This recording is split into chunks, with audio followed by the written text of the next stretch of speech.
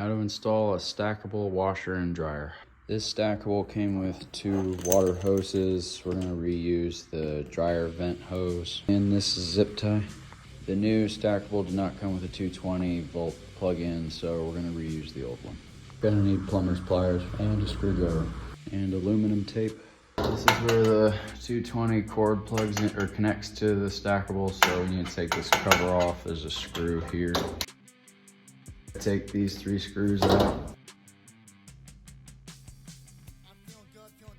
To connect the colors together, like red goes with red, black goes with black, white goes with white, and green goes on the brown screw.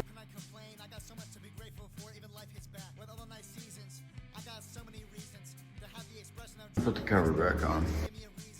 Now we're gonna attach the water hoses to the water outlets, inlets, and make sure they have these little rubber O-rings on the inside to prevent leaks. Engraved on the metal is H and C, hot and cold.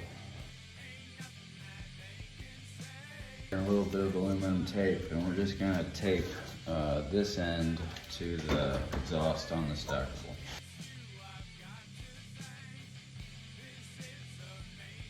So to move this thing, you're probably gonna want a hand truck. Be sure to take this shipping bar out. So now we're gonna connect the hoses hot to hot and cold to cold. Now plug the 220 in. Now we're gonna open the water. Take the drain hose and put it in the drain outlet in the wall. Like that. Now we got our zip tie. Wrap it around the drain hose, like so. The exhaust hose just vents into this container here that's just screwed into the wall. We're just gonna connect the hose to this top piece with a clip. Let's test it.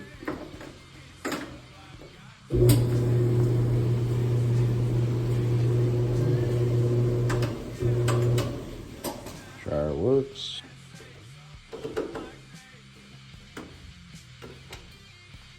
Here we go. All good. Like and subscribe.